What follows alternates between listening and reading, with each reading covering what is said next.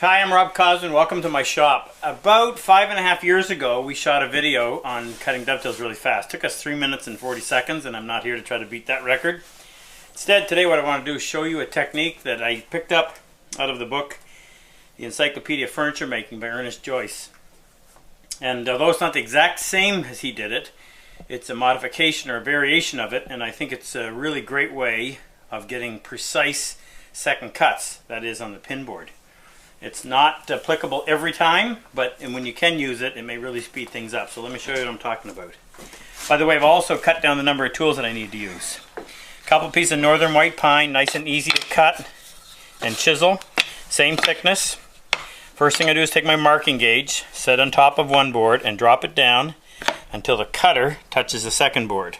Lock it, and then because they're the same thickness, I can use that same setting on both pieces. On the tail board, we have to scribe all the way around. On the pin board, because we don't have half pins to remove, that being this one, we only do the two faces. Put the cutter away, keep it sharp. Now, put the tail board in the vise.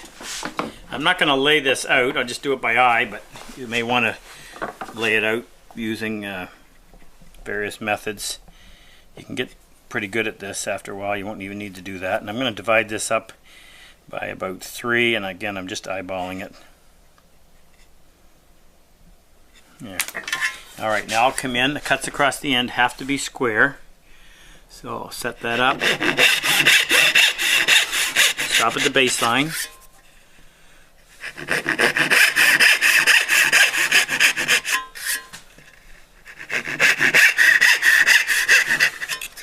And come back the other way.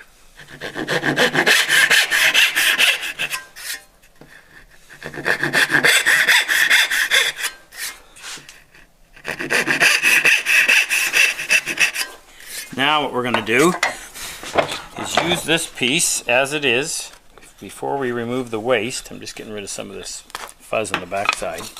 Take my pin board, put it in the vise, and get it flush with the top of the plane. Set the plane back and put the tail board on top. Now I've got a little piece of steel, which happens to be a piece of saw blade material, and because the marking gauge was set to be the exact thickness, I can flush these up with my thumbs on the back side, but I've got to offset the top piece by the thickness of the saw blade. Okay, and then what I'm going to do is use these little teeth on the end of my saw to reach down through and leave a nice deep beginning of a saw curve on the top of the board. Now the only thing I have to do is offset it the opposite way. For the second mark, again make sure that it's flush. Seems to be right. Okay, now we can go in and do the other side. As I mentioned, this won't work in all cases, but when it does, it's pretty convenient. Okay, so I've already got my curve started. Now I've just got to go in and make plumb cuts down to the baseline. And a bit of practice, and those plumb cuts will just happen naturally. I make my saw extra heavy so that gravity can actually train you on what plumb is. Now we'll get the other side.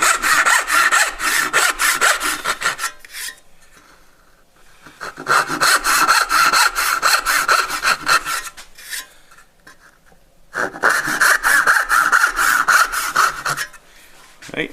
Now I use my fret saw, drop down to the bottom, and saw as close to that line as I can get without going below, obviously. The reason I say saw as close as you can, because if you have to saw to remove the bulk of the waste, the better job you do at sawing, the less you have to chisel.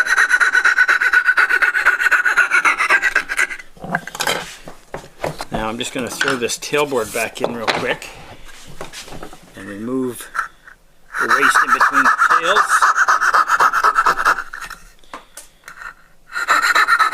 I use a 12.5 teeth per inch skip tooth, 5-inch scroll saw blade, and the skip tooth means it'll cut faster, and 12.5 teeth per inch is about as coarse a blade as you can get that will still fit down the dovetail saw kerf. And all I'm concerned about with that particular saw is speed anyway. It's not a finished cut. It's just for wasting material. And when you're cutting down into the corner, make sure you don't go too far. You don't want to score the side of the tail. Now I'll set the tail board on top of the pin board. I've got a little too much material there, so I'll back that off with a preliminary chop first, and then go down what amounts to be about half the thickness. Get the chisel in close to the corner so that I don't leave any material in there. Actually, I'll flip that over so if I hit it, it's on the inside. And then just chop down until you feel the two meet. Don't want any debris in between the two pieces when you're chopping. It will leave bad dents. Okay. Choke up on the chisel. So if I slip, it's not as dangerous. Make sure the corners are clean. And make sure those outside corners are clean. Often there's a little bit of material left in there. Alright, that looks good. Now, clean the waste out of here. Again, if you left too much material, a preliminary chop really helps. Now when I do this, I want to angle the chisel to follow the slope of the pin, and that can really cut down the work in the next step. It's another one of those situations where you're making the chop anyway, so why not make it as accurately as you can. And then finish from the face side in tight to the corner, follow the slope.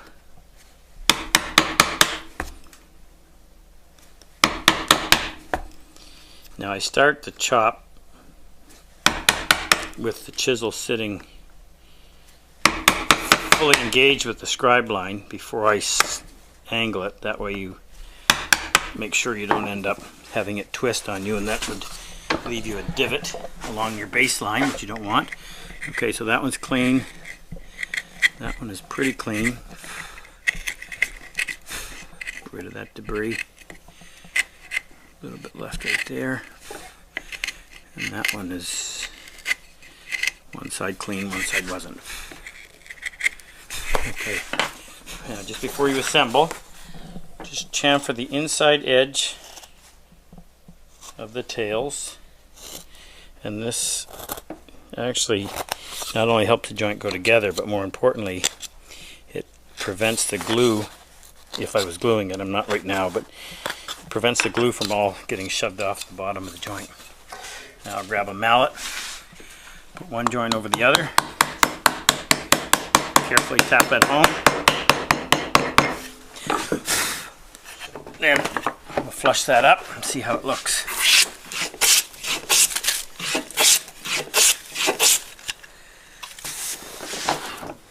Flip it over, do the pin side.